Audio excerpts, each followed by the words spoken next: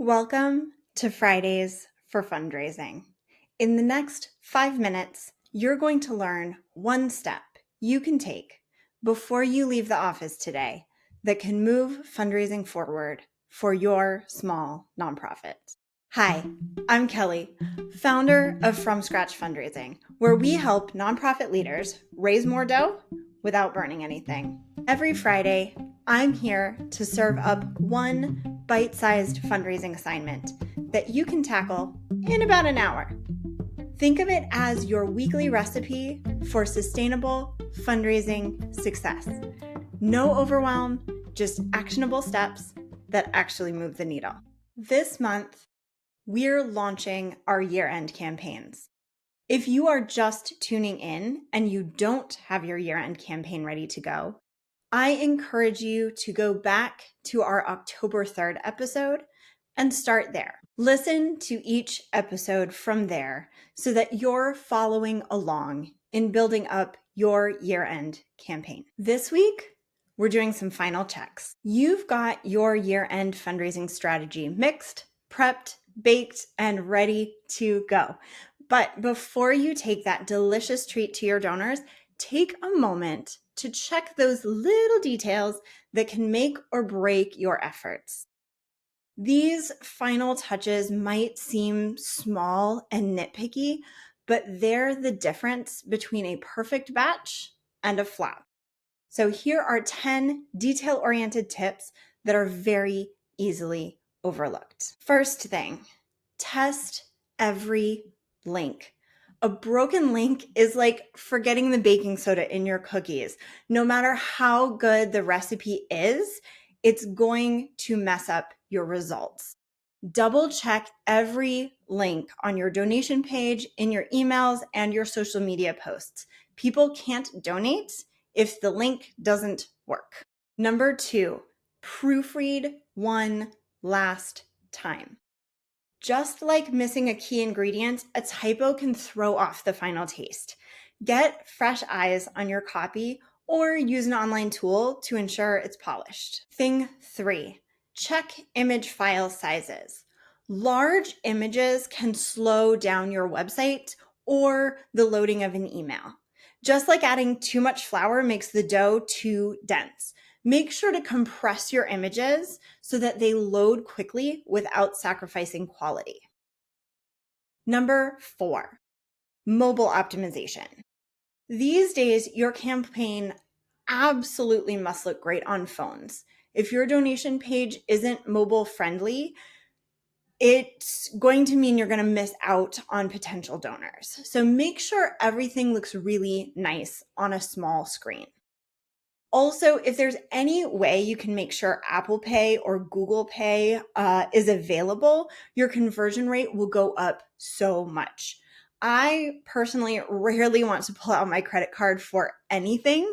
So if you want my money, especially when I'm on the go, which is when I'm usually reading my personal emails and making these decisions, it's easier for me and I'm more likely to convert if you offer Apple Pay. Number 5, test donation forms.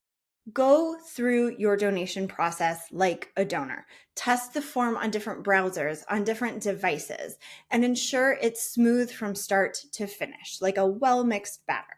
Make sure the right autoresponder goes out and that it looks nice in your inbox. Number 6, personalization tags. If you're personalizing emails, make sure those tags are working. An email starting with "Dear first name" is like serving cupcakes with the wrong frosting.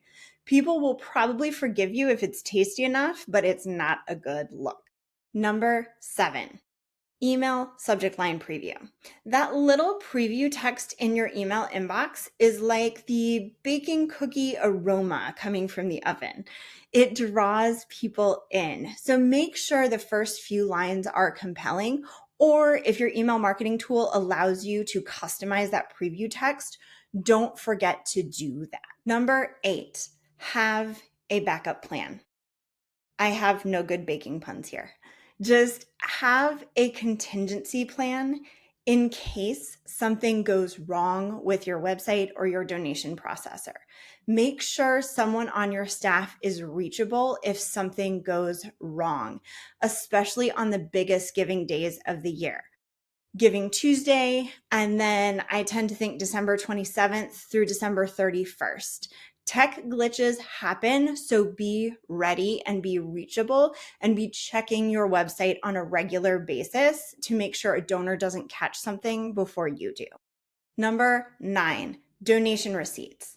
A timely thank you is the icing on the cake for your donors. And I don't mean autoresponders. I know that those are easy to automate and they make your life simple. But real thank yous, whether that's a call, a personal reply on an email, or handwritten notes, have a system in place to get them out in a timely manner. If you don't know how to do this efficiently, that might be a great sign that you could benefit from my Sustain and Thrive program. In the Sustain and Thrive program, I have an entire unit on building efficient stewardship programs so that you spend minimum time thanking your donor, but still have maximum impact on your donor's affinity for your mission. Number 10, do a time zone check. Don't forget to account for time zones when scheduling your emails or year-end events if your audience spans more than one time zone. That early morning email directed at your California donors may not hit the same way if it's delivered after lunch on the East Coast.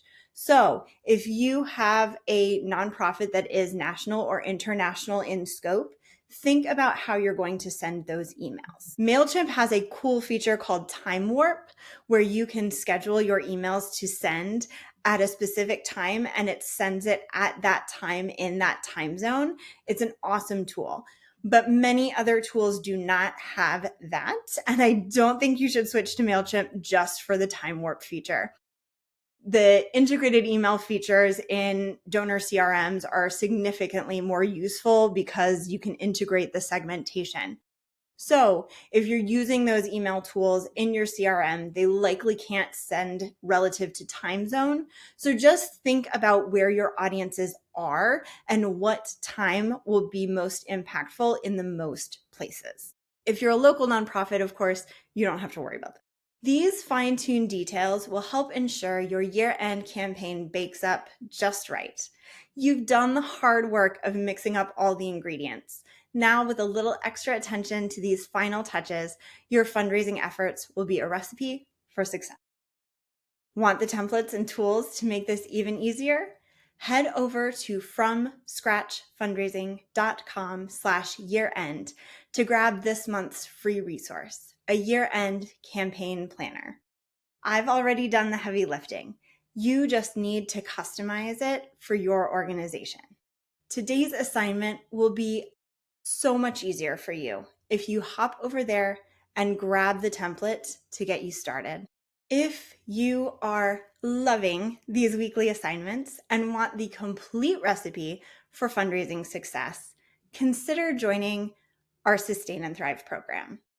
It's a 12-month program that takes you from setting up your fundraising foundation all the way through donor stewardship, board engagement with fundraising, and even expansion strategies, things like major gifts and peer-to-peer fundraising. In this program, we break down the monumental task of building a fundraising program into manageable, bite-sized assignments, just like this podcast, but with coaching support, a community of your peers, and unlimited access to all of our templates and training. The best part, pricing starts at just $25 per month for organizations with budgets under $100,000 per year. It's just $75 per month for organizations under $500,000 in annual budget each year. Because getting fundraising support shouldn't leave you feeling like a burnt crust. I encourage you, as you're doing budget planning and starting to look forward to 2026, to consider Sustain and Thrive and see if it will fit in your professional development budget. I would love to make sure that you kick off 2026 with the fundraising support you deserve so that you can have a significantly more successful, more efficient, and more sustainable fundraising program within the next year. Can you imagine going into year end next year feeling confident and organized? That is what I want for you. So please consider joining Sustain and Thrive. Applications in December will be onboarded in January, and I would love to have you. Also, I'm getting ready to launch a January Recipe for Relief 2026 fundraising planning program. It will be a day-long virtual workshop where I will help you write your 2026 fundraising plan. Keep an eye out. Next week, I will let you know the URL where you can get on the wait list. I would absolutely love to have you. So, quick reminder, if you haven't already, you're going to go over to fromscratchfundraising.com/year-end. You're going to grab the year-end campaign planner. If you haven't been following along, go back to our October 3rd episode and build from there. This week, your assignment is to double check everything. Next week, I'm hoping many of you will be off for the holiday, but if not, I've got something special headed your way. Then we'll meet back here first Friday in December to talk about how we keep active to amplify your year-end campaign result. Remember, fundraising success isn't guesswork. It's following the recipe. Thanks for being here with me. I hope you're ready to launch this week. If not, give me a shout at kelly@fromscratchfundraising.com. I'd love to give you a quick assist. Now go make the world a better place.